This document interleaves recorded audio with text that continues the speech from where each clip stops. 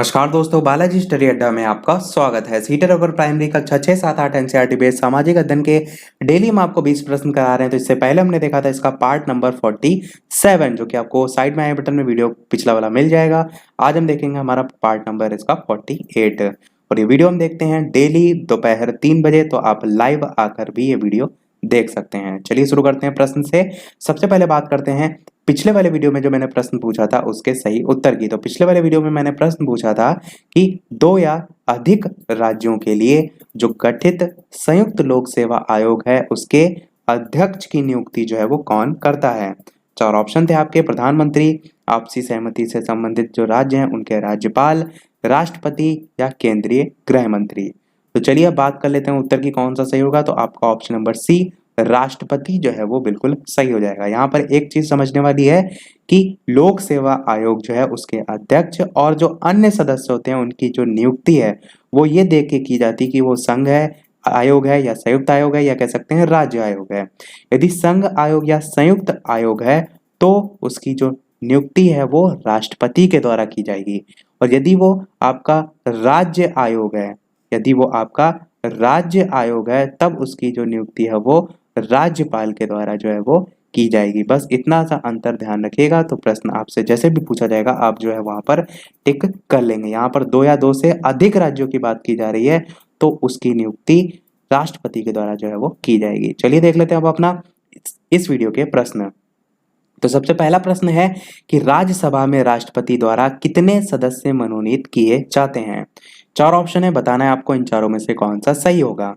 तो ये तो प्रश्न इससे पहले भी मैं आपको बता चुका हूं। बात कर लेते हैं उत्तर की कौन सा सही होगा।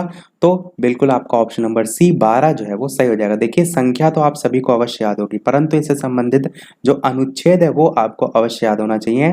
अनुच्छेद 80 या आर्टिकल 80, इसमें जो राज्यसभा है उसके सदस्यों की जो अधिकतम जो संख्या है वो 250 जो है वो निर्धारित की गई है। तो आपको ये आर्टिकल पता होना चाहिए क्योंकि संख्या तो सभी को याद होती है, जो आपको एक्स्ट्रा नॉलेज याद होगी प्रश्न वहां से पूछा जाता है। तो 250 जो है अधिकतम संख्या निर्धारित की गई है। इनमें से जो आपके 12 सदस्य हैं यही आपके राष्ट्रपति जो है, जो कि प्रश्न में देखिए पूछा गया था राष्ट्रपति के द्वारा कितने सदस्य मनोनीत किए जाते हैं, तो 12 सदस्य जो है वो मनोनीत किए जाते हैं। बाकी बचे 238 सदस्य, इनको किसके द्वारा नियुक्त किया जाता है। तो ये सदस्य किसी के द्वारा नहीं, आप कह सकते हैं, ये कह सकते हैं जो बाकी बचे 238 सदस्य हैं ये राज्यों के और जो संघ राज्य क्षेत्र हैं उनके प्रतिनिधि होते हैं। तो ये इस प्रकार से डिवीजन होता है। चलिए देखते हैं अपना दूसरा प्रश्न कि व्यवहार मॉडलिंग क्या है। प्रश्न आपके जैसे कि आप ये देख रहे हैं ऐसा ही देखने को पेपर में भी आपको मिलता है। लंबे लंबे वहां लिखे होंगे क्योंकि मैंने प्रीवियस ईयर आपको पेपर कराया था, तो इसी टाइप से देखने को मिलते हैं। तो इनकी आदत डाल लीजिएगा। प्रश्न आपका है व्यवहार मॉडलिंग क्या है। पहला कह रहा है कि छात्र जो है उनके व्यवहार पर एक मॉडल। दूसरा कह रहा है एक अनुदेशात्मक गतिविधि जो दर्शाती है कि एक विशिष्ट वातावरण में कैसे एक कार्रवाई या क्रियाओं का प्रदर्शन करना चाहिए। तीसरा कह रहा है आदर्श व्यवहार प्रदर्शित करने के लिए एक गतिविधि। और चौथा कह रहा है कि गतिविधि छात्रों के असामान्य व्यवहार को नियंत्रित करने के लिए। आपको बताना है इन चारों में से कौन सा सही होगा। चलिए बात करते हैं उत्तर की कौन सा सही होगा। तो आपका ऑप्शन नंबर यहाँ पर बी सही हो जाएगा, यानी कि एक अनुदेशात्मक गतिविधि जो दर्शाती है कि एक विशिष्ट वातावरण में कैसे एक कार्रवाई या जो क्रियाएं हैं उनका प्रदर्शन करना चाहिए। तो ये आपका जो व्यवहार मॉडलिंग है इसके अंतर्गत जो है वो आता है। और ये जो गतिविधि है वो विभिन्न जो गतिविधियां उनके प्रदर्शन को बढ़ाने में भी हेल्प जो है वो करती है। अगला प्रश्न देखते हैं तीसरा कि पंचायत के चुनाव कराने के लिए निर्णय किसके द्वारा लिया जाता है। केंद्र सरकार के द्वारा, राज्य सरकार के द्वारा, जिला न्यायाधीश के द्वारा या चुनाव आयोग के द्वारा। यह आपका प्रश्न सुपर टेट के लिए भी मोस्ट इंपॉर्टेंट है। तो 4 ऑप्शन है, आपको बताना है इन चारों में से कौन सा सही होगा। चलिए बात करते हैं उत्तर की कौन सा सही होगा। तो आपका ऑप्शन नंबर बी यानी कि राज्य सरकार जो है वो बिल्कुल सही हो जाएगा। तो इसको ध्यान में रखिएगा कि पंचायत का चुनाव जो है वो कराने के लिए निर्णय किसके द्वारा लिया जाता है, राज्य सरकार के द्वारा लिया जाता है। अगला प्रश्न देखते हैं चौथा कि एक राजनीतिक प्रणाली है जिसमें संघीय और राज्य सरकारों के बीच शक्ति विभाजित है। 4 ऑप्शन है नियंत्रण और संतुलन, दूसरा ऑप्शन है संघवाद, तीसरा है द्वैतवाद और चौथा है सह केंद्रित। आपको बताना है कि इन चारों में से कौन सा सही होगा। बात कर लेते हैं चलिए उत्तर की कौन सा सही होगा। तो बिल्कुल यहाँ पर आपका ऑप्शन नंबर बी यानी कि संघवाद जो है वो सही हो जाएगा। संघवाद। संघवाद क्या होता है इसके बारे में थोड़ा सा जानते हैं। तो संघवाद सरकार की एक कह सकते हैं प्रणाली होती है जो कि राज्यों या प्रांतों के रूप में इस तरह की जो संस्थाएं होती हैं उसको एक राष्ट्रीय सरकार के साथ जो सत्ता होती है उसमें भागीदारी जो है वो देती है। इसी को दूसरे तरीके से प्रश्न में पूछा गया था कि एक राजनीतिक प्रणाली है जिसमें संघीय और राज्य सरकारों के बीच जो शक्ति है वो विभाजित है। तो यही आपका संघवाद में जो है वो आता है। अगला प्रश्न देखते हैं पांचवा। ऑक्टोपस है एक। चार ऑप्शन है, आपको बताना है संधिपाद डेंट, शूल चर्मी, हेमी कार्डेट या मृदुकवृक्षी। आपको बताना है कि इन चारों में से कौन सा सही होगा। तो चलिए बात करते हैं उत्तर की कौन सा सही होगा। तो बिल्कुल यहाँ पर आपका ऑप्शन नंबर डी यानी कि मृदुकवची जो है वो बिल्कुल सही हो जाएगा। तो ऑक्टोपस आपका जो है एक मृदुकवची जो है इसके अंतर्गत आता है। संघ यदि पूछा जाए ऑक्टोपस का तो ये आपका मोलस्का संघ के अंतर्गत आता है। कौन से संघ के अंतर्गत? मोलस्का संघ के अंतर्गत जो है ये आता है, या मोलस्का संघ का ये एक समुद्री प्राणी है। और इस जो जीव है इसको हम डेविल फिश के नाम से भी जानते हैं। डेविल फिश के नाम से भी इसे जानते हैं। अब मोलस्का संघ की यहाँ पर बात हुई है तो मोलस्का संघ में और कौन कौन से प्राणी आते हैं? तो इसमें घोंगा आता है, सीप आता है, शंख है, ये सभी इसी के अंतर्गत आते हैं। चलिए देख लेते हैं अपना अगला प्रश्न। छठा प्रश्न आपका कह रहा है कि ड्रिल और अभ्यास गतिविधि क्या है। पहला कह रहा है कि एक अधिगम की गतिविधि जिसमें छात्रों की शारीरिक सहन शक्ति का परीक्षण किया जाता है। दूसरा कह रहा है कि एक अधिगम की गतिविधि जिसमें छात्रों के आगे एक समस्या कार्य प्रस्तुत किया जाता है और उनको समय के भीतर या समय सीमा के बिना उस सवाल का जवाब देने के लिए कहा जाता है। तीसरा कह रहा है कि एक गतिविधि है जो छात्रों को अधिक से अधिक बार अभ्यास करवाती है। चौथा आखिरी कह रहा है कि कुछ स्तर तक जमीन में ड्रिलिंग जो है उसकी एक गतिविधि है। आपको बताना है कि इन चारों में से कौन सा सही होगा। तो चौथा ऑप्शन तो बिल्कुल आपका कट हो जाएगा क्योंकि आप बच्चों से ड्रिलिंग कराएंगे तो आपका ये तो कथन बिल्कुल गलत हो जाएगा। तो तीन ऑप्शन है, आपको छांटना है कि ड्रिल और अभ्यास गतिविधि इन चारों में से यानी कि इन तीनों में से कौन सा सही होगा। तो चलिए बात कर लेते हैं उत्तर की कौन सा सही होगा। तो ऑप्शन नंबर बी यहाँ पर बिल्कुल सही हो जाएगा कि एक अधिगम की ऐसी गतिविधि जिसमें छात्रों के आगे समस्या कार्य प्रस्तुत किया जाता है और उनको समय के भीतर या समय सीमा के बिना उस सवाल का जवाब देने के लिए कहा जाता है। तो ड्रिल और अभ्यास गतिविधि आपका ये हो जाएगा। देखते हैं अपना अगला प्रश्न सातवां कि मानव शरीर में विटामिन ए किसमें संचित रहता है। बहुत ही अच्छा विज्ञान का प्रश्न है। मैंने पहले भी बताया सोशल साइंस में आपको साइंस के क्वेश्चन भी देखने को मिलेंगे। तो यकृत में, अमाशय में, तिल्ली में, उदर में, चार ऑप्शन है, बताना है आपको कौन सा सही होगा। इसके अलावा वीडियो पसंद आए तो वीडियो को लाइक भी अवश्य करते रहिएगा ताकि मुझे भी अच्छा लगे, मैं इसी प्रकार अच्छे अच्छे प्रश्न आपको प्रैक्टिस कराता रहूं। चलिए बात कर लेते हैं उत्तर की कौन सा सही होगा। तो बिल्कुल यहाँ पर आपका ऑप्शन नंबर ए यकृत जो है वो सही हो जाएगा। मानव शरीर में जो विटामिन ए है वो यकृत में संचित रहता है। इसके अलावा यहाँ पर विटामिन ए की बात हुई है तो थोड़ा सा विटामिन ए के बारे में आपको ये अवश्य पता होना चाहिए कि विटामिन ए का रासायनिक नाम क्या है। तो विटामिन ए का रासायनिक नाम जो है वो रेटिनॉल है। इन सभी के ट्रिक मैं ऑलरेडी आपको बता चुका हूँ, प्लेलिस्ट में आपको मिल जाएगी। जीके वाली प्लेलिस्ट नाम से एक जो है आपको प्लेलिस्ट में कंप्लीट प्लेलिस्ट मिल जाएगी, उसमें सभी विटामिन के रासायनिक नाम ट्रिक से मैंने बताए हैं, तो वहां पर आप जाके देख सकते हैं। चलिए देखते हैं अपना अगला प्रश्न आठवां कि सहकारी अधिगम क्या है। पहला कह रहा है कि शिक्षक जो है उनका अन्य शिक्षक जो है उनके साथ सहयोग। दूसरा कह रहा है कि घर पर एक सहकारी वातावरण में जो अधिगम है वो। तीसरा कह रहा है कि आम लक्ष्यों को प्राप्त करने के लिए, यहां पर क्या होगा, प्राप्त करने के लिए, तो प्राप्त करने के लिए छात्रों के बीच बातचीत। चौथा कह रहा है अधिगम के अनौपचारिक तरीके। आपको बताना है कि सहकारी अधिगम जो है वो क्या है। बात कर लेते हैं चलिए उत्तर की कौन सा सही होगा। तो बिल्कुल आपका ऑप्शन नंबर सी सही हो जाएगा, यानी कि आम लक्ष्यों को प्राप्त करने के लिए जो छात्र हैं उनके बीच बातचीत या छात्र एक दूसरे के साथ जो बातचीत करने से एक विषय के जो तत्व हैं उनका अभ्यास करते हैं, और सहकारी अधिगम जो है उसमें जो आम अधिगम है उसके लक्ष्यों को पूरा करते हैं। तो आपका ऑप्शन सी यहाँ पर सही हो जाएगा। अगला प्रश्न देखते हैं नवा की पेड़ की आयु का पता किससे लगाया जा सकता है। पहला कह रहा है पेड़ की पत्तियों की गणना करके। दूसरा कह रहा है कि उसके तने में वलयों की संख्या की गणना करके। तीसरा कह रहा है कि पेड़ की शाखाओं की गणना करके, और चौथा कह रहा है उसकी ऊंचाई का मापन करके। तो चार ऑप्शन है, बताना है आपको कि पेड़ की आयु का पता किससे लगाया जा सकता है।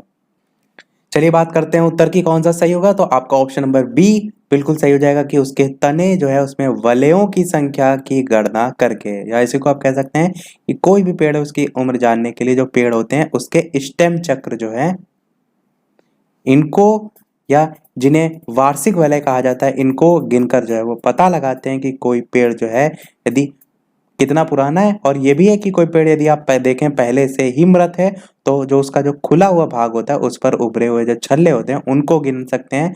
छल्ले या जो वक्र हैं, चक्र हैं सॉरी, उनकी संख्या हमें ये बताती है कि उस जो पेड़ है उसकी उम्र जो है वो कितने साल की जो है वो रही होगी।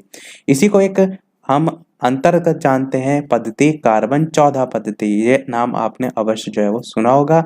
अलग अलग जो जीव जंतु हैं, पेड़ पौधे, इनकी जो एज है, आयु है, वो निकालने के लिए इसका यूज किया जाता है। चलिए देखते हैं अपना अगला प्रश्न 10वां। बुद्धिशीलता किसे कहते हैं? किसी भी विषय पर अपने मन को तनावपूर्ण करना। दूसरा कह रहा है बेतरतीब विचारों की सूची बनाना। तीसरा कह रहा है मस्तिष्क बढ़ाने का आहार लेना। और चौथा कह रहा है कि किसी भी विषय पर प्रासंगिक विचारों व्याख्याओं का सृजन करना। आपको बताना है कि इन चारों में से कौन सा सही होगा।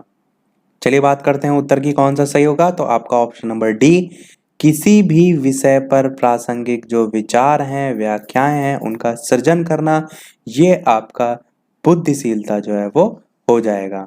चलिए देखते हैं अपना अगला प्रश्न 11वां कि गोलकृमि निमेटोड से होने वाला रोग कौन सा है। चार ऑप्शन है, फाइलेरिया, फ्लोरोसिस, एंसीफेलाइटिस या कुष्ठ रोग। गोलकृमि निमेटोड से होने वाला रोग आपको बताना है। चलिए बात करते हैं उत्तर की, कौन सा सही होगा। तो आपका फाइलेरिया बिल्कुल जो है वो सही हो जाएगा। तो जो फाइलेरिया है इसको एक अन्य नाम से भी जानते हैं, फील पाव के नाम से जानते हैं, इंग्लिश में इसे एलिफेंटेसिस के नाम से जानते हैं। तो ये जो है शरीर में वाउचेरिया ब्रैक्टराइट नामक एक गोल कृमि जिसे हम निमेटोड कहते हैं, इसके संक्रमण से जो है वो फैलता है। और ये जो कृमि होता है वो मनुष्य की जो लिम्फ ग्रंथि होती है, यहाँ पर मैं लिख देता हूं कौन सी ग्रंथि, लिम्फ ग्रंथि, इनमें पहुंच जाता है और इसे फैलाने का कार्य जो है वो मादा क्यूलैक्स मच्छर जो है वो करता है। तो फीमेल क्यूलैक्स जो मच्छर है उसके कारण ये जो है वो फैलता है, जिसमें क्या होता है, पोषक जो है उसकी तो मृत्यु हो जाती है, प्राय जो है वो कह सकते नहीं होती है, किंतु जो हाथ पैर जननांग होते हैं वो या अन्य अंग जो होते हैं वो फूल कर फील पाव जो यहाँ पर लिखा हुआ है, जो मैंने आपको बताया था फाइलेरिया का दूसरा नाम होता है, तो उसी के कारण आपको यहाँ पर देखने को मिलता है। या आप इसे ये भी कह सकते हैं कि हाथ पैर जननांग या अन्य अंग फूलकर विकृत हो जाते हैं, तो जो इसमें आपको लक्षण जो है वो प्रदर्शित होते हैं। आपको नाम ध्यान रखना है, फाइलेरिया किसके कारण होता है, कौन इसे फैलाने का कार्य करता है, ये सारी चीजें। देखते हैं अपना अगला प्रश्न 12वां। ब्लूम के वर्गीकरण के संशोधित रूप में संज्ञा शब्दों के स्थान पर क्रिया शब्दों का प्रयोग क्या दर्शाता है। सोच एक निष्क्रिय प्रक्रिया है, सोच एक सक्रिय प्रक्रिया है, सोच एक उभरती हुई प्रक्रिया है, या सोच एक तार्किक प्रक्रिया है। बताना है आपको इन चारों में से कौन सा जो है वो ब्लूम के वर्गीकरण के संशोधित रूप के अनुसार सही होगा। चलिए बात करते हैं आंसर की, कौन सा सही होगा। तो आपका ऑप्शन नंबर बी सही होगा, सोच एक सक्रिय प्रक्रिया है। तो जो ब्लूम का वर्गीकरण है सोच के जो विभिन्न रूप हैं उनको दर्शाता है, और सोच एक सक्रिय प्रक्रिया है। जो क्रिया शब्द है उसका जो प्रयोग है वो संज्ञा शब्दों के स्थान पर जो ब्लूम वर्गीकरण प्रश्न में पूछा गया था इसके संशोधित रूप में जो है वो किया गया है। तो यहाँ पर आपका सिंपल सी भाषा में सही हो जाएगा, सोच एक सक्रिय प्रक्रिया है, ये जो है इनके अनुसार हो जाएगा। अगला प्रश्न देखते हैं 13वां। निम्नलिखित में से कौन सा एक कीटाहारी पादप है।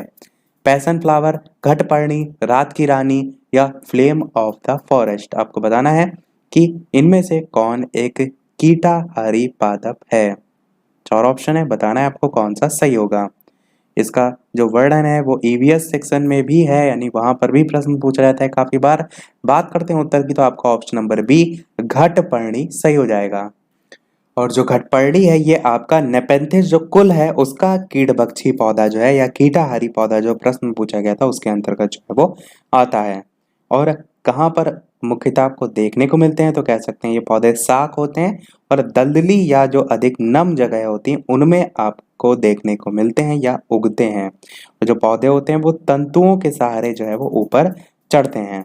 यदि इसका वैज्ञानिक नाम पूछ लिया जाए तो इसका वैज्ञानिक नाम हो जाएगा नेपेंथिस खासियाना।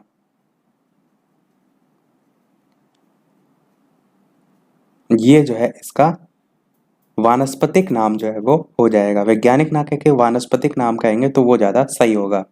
देखते हैं अपना अगला प्रश्न 14। भूगोल के शिक्षण का उपागम क्या होना चाहिए? केवल नक्शे की मदद से स्थानीय भूगोल का शिक्षण या छात्रों को स्मृति जो सहायक हैं उनकी मदद से दुनिया के सभी महत्वपूर्ण स्थानों को याद करवाना। तीसरा कह रहा है कि विकसित और विकासशील देशों की जो भौगोलिक परिस्थितियां हैं उसमें अंतर दिखाना। और चौथा कह रहा है उन प्रक्रियाओं का उपयोग करना जिसमें बच्चे घटना के कारणों को अपने हिसाब और अनुभव से जो है वो समझे। तो चार ऑप्शन है, बताना है आपको कि भारत या भूगोल के शिक्षण का उपागम जो है वो क्या होना चाहिए। चलिए बात कर लेते हैं उत्तर की कौन सा सही होगा। तो आपका ऑप्शन नंबर डी सही होगा कि उन प्रक्रियाओं का उपयोग करना जिसमें बच्चे घटना के कारणों को अपने हिसाब और अनुभव से जो है वो समझे। तो ये आपका भूगोल के शिक्षण का जो उपागम है इसके अंतर्गत आ जाएगा। अगला प्रश्न 15 कह रहा है कि निम्नलिखित में से किस फल में लौह प्रचुर मात्रा में पाया जाता है? जामुन में, करौंदा में, लौकाट में या अमरूद में? आपको बताना है किस फल में लौह जो है वो प्रचुर मात्रा में पाया जाता है। चलिए बात करते हैं उत्तर की कौन सा सही होगा। तो आपका ऑप्शन नंबर ए जामुन जो है वो सही हो जाएगा। तो लौह प्रचुर मात्रा में जामुन में पाया जाता है और जामुन में लौह तत्व के साथ साथ फास्फोरस भी आपका देखने को मिलता है, या कह सकते हैं मुख्य रूप से फास्फोरस और लौह तत्व जो है इसमें विद्यमान होते हैं। इसके साथ साथ जो जामुन है इसमें कोलिन और फॉलिक एसिड होता है जिसका सेवन करने से शरीर की जो रोग प्रतिरोधक क्षमता है जिसे इम्यूनिटी आप कहते हैं वो आपकी डेवलप होती है, यानी कि मजबूत जो है वो होती है। अगला प्रश्न देखते हैं 16वां की मूल्यांकन और मूल्यांकन प्रक्रिया शिक्षण को या में किसको जोड़ने की जरूरत है? यहाँ पर देखिए डैश लगा है में के बाद। तो आपसे पूछा है सुधार को जोड़ने की जरूरत है, संकुचन को जोड़ने की जरूरत है, विस्तार को जोड़ने की जरूरत है या फैलाव को जो है वो जोड़ने की जरूरत है। चार ऑप्शन है, बताना है आपको इन चारों में से कौन सा सही होगा। चलिए बात कर लेते हैं उत्तर की कौन सा सही होगा। तो आपका ऑप्शन नंबर ए सुधार जो है वो बिल्कुल सही हो जाएगा। तो आप कह सकते हैं शिक्षण अधिगम प्रक्रिया के मूल्यांकन कार्य में सुधार की आवश्यकता है। यह जो प्रश्न में पूछा गया था मूल्यांकन और मूल्यांकन प्रक्रिया शिक्षण में सुधार की आवश्यकता है, क्यों? क्योंकि जब सुधार होगा तो जाहिर सी बात है जो छात्र हैं और बेहतर तरीके से जो है वो सीख सकेंगे। अगला प्रश्न देखते हैं 17 कि किलिमंजारो है एक ज्वालामुखी पर्वत है, द्वीप है या सुरंग है या नदी है? चार ऑप्शन है, बताना है आपको इन चारों में से कौन सा सही होगा। चलिए बात करते हैं उत्तर की कौन सा सही होगा। तो आपका ऑप्शन नंबर ए ज्वालामुखी पर्वत जो है वो बिल्कुल सही हो जाएगा। स्थित कहाँ है? तो आपका तंजानिया में है और सबसे मेन इसकी ऊंचाई है तो समुद्र तल से इसकी ऊंचाई जो है वो 5895 मीटर जो है इसकी ऊंचाई जो है वो है।